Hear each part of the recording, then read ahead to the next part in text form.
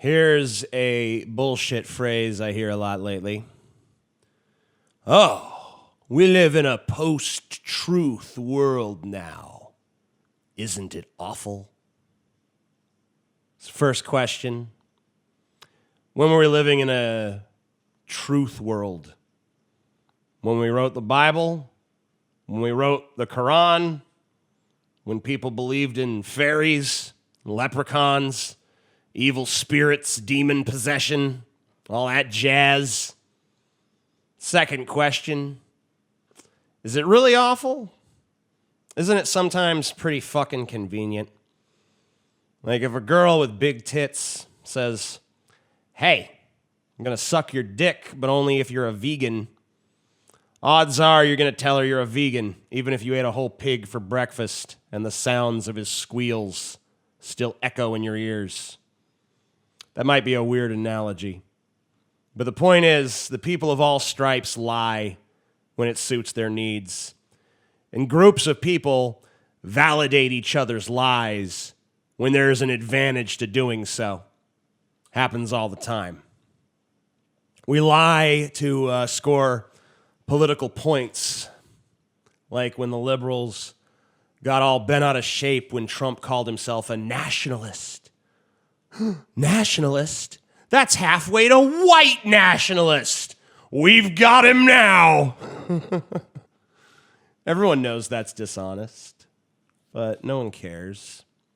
Scores an imaginary point or two. Keeps the outrage mob fueled. Both sides do it, constantly. Another example.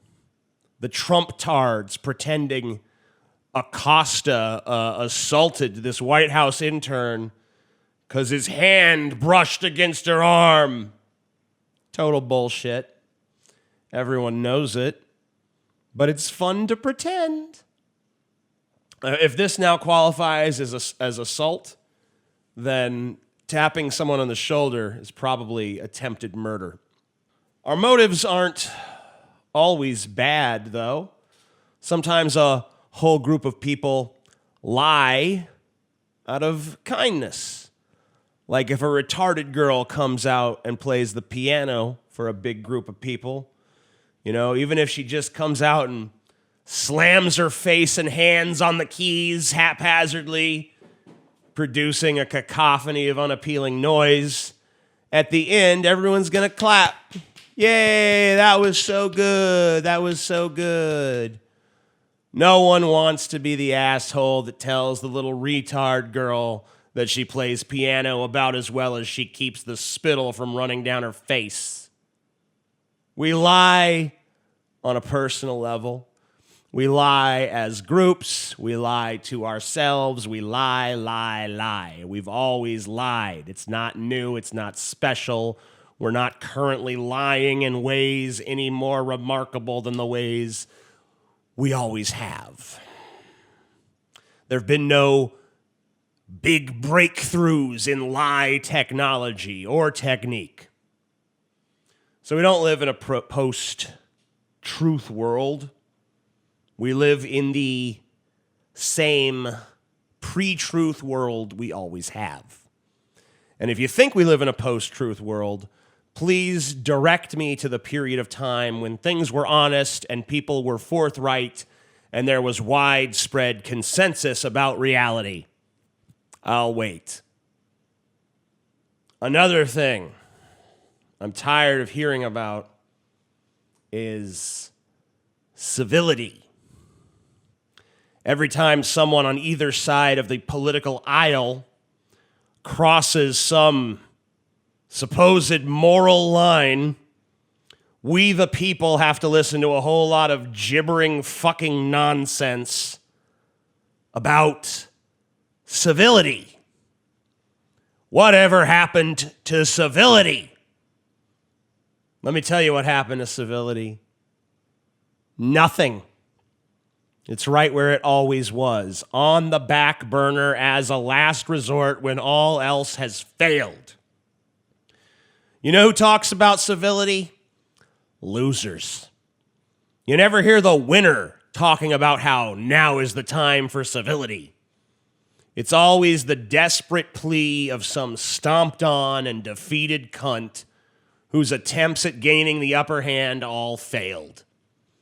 Cries for civility are just the grown-up equivalent of trying to get the schoolyard bully to leave you alone by shouting, "You're mean," and running away. Whatever, bitch. He's still got your lunch money. Sometimes politicians will call for civility after they've won. But it's just to retain this flimsy pretext of reaching across the aisle.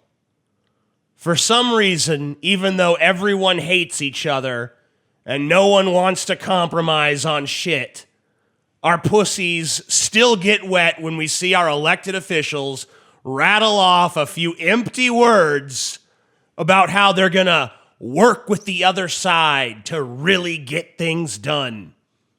No one believes it. No one really even wants it. But we just like to hear it said. He said it. That's all that really matters. Words matter, not actions. Ha ha ha. The civility topic came up again recently when a group of Antifa protesters showed up at the home of Fox News host Tucker Carlson, demanding that he bring back the bow tie. That's not really what they were there for, but, whatever. Typical Antifa shit. You're racist, whatever.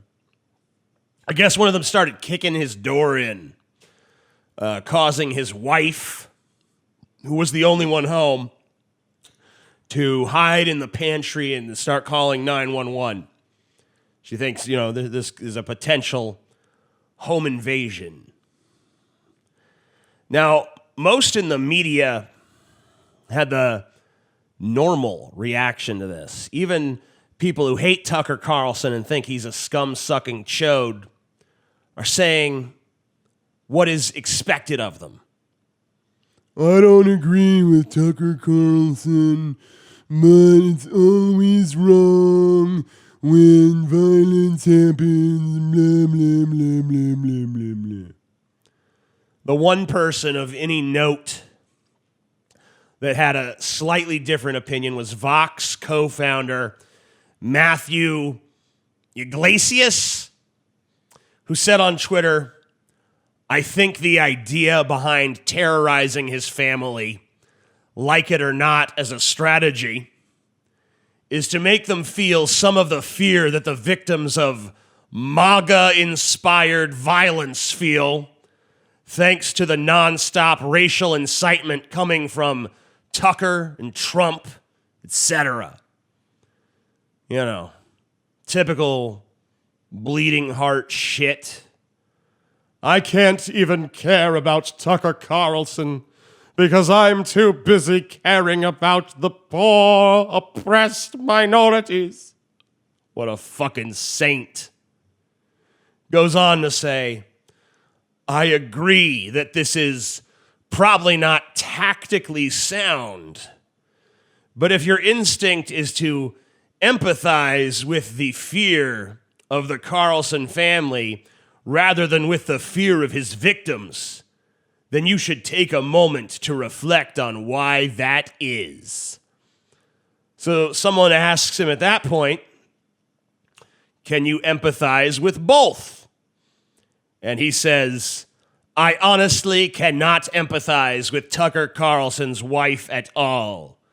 I agree that protesting at her house was tactically unwise and shouldn't be done, but I am utterly unable to identify with her plight on any level. All right. So, you hear about a woman terrified and hiding in her pantry, frantically calling the police because an angry mob is trying to burst into her house. And your immediate reaction before you can allow yourself to feel anything is, what are her politics? Because how I feel about her plight depends entirely on that.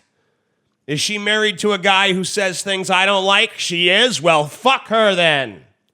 I wish the mob had impaled her head on a fucking stick, marched it through the town square for us to spit on.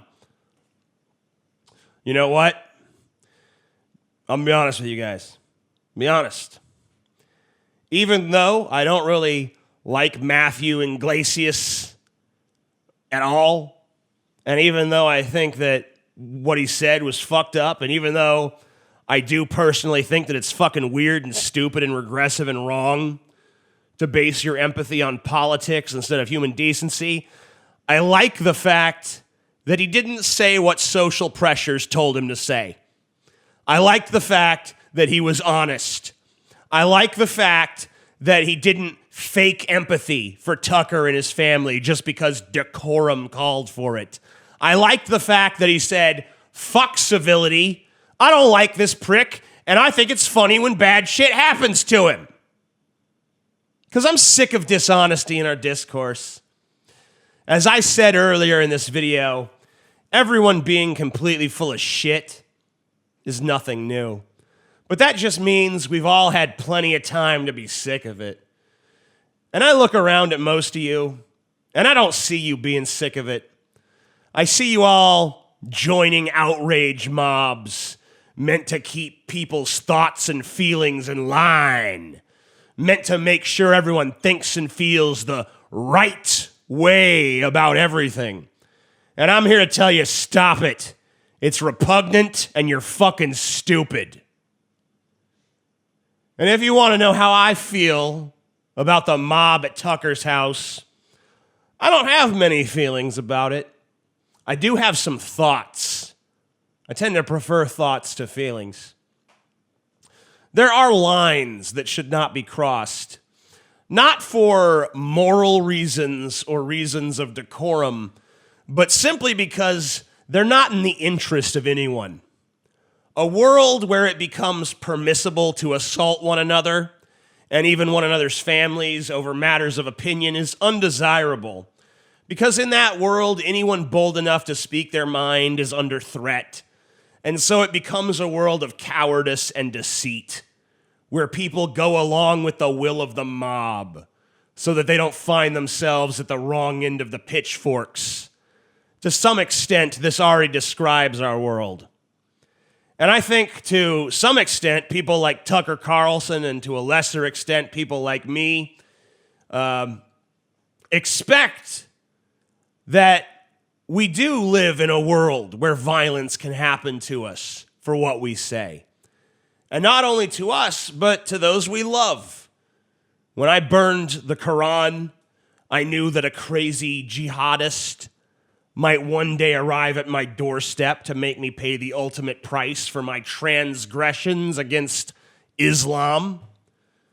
I accept that any person I've offended for any opinion I've uttered in all of my years could one day decide that they're offended enough by me to end me or end those I love. I accept it. But do I believe that we would all be better off in a world where such violence was off the table, where even the most extremist beliefs would never be punished with violent reprisal? I do. I think that humankind would be better off in such a world, and that people could be much more honest. But I know such a world is a pipe dream, because the tranquil peace of hundreds of people coexisting can be destroyed instantly by the violent machinations of one person, as we just saw proven yet again in Thousand Oaks, California. I don't like to give advice, but if this video has any overarching message, it's this: value honesty, even when you disagree with it, and disavow violence, even when you do agree with it. I'm the Amazing Atheist. Peace the fuck out. Hey guys, I'm sure all of you know by now how hostile YouTube is towards creators like me. So if you like voices like mine being part of the discourse, there's a few things I'd like to ask you to do that really help me out. One, I'd ask you to comment, rate, and share this video, especially if you agree with it or find it thought-provoking. Two, I'd ask you to please visit the links in my description section to check out my social media and Patreon and stuff like that. And 3, I'd ask you to subscribe not only to this channel, but to my podcast channel, Deep Fat Fried, which is also linked down below. Thank you so much for watching.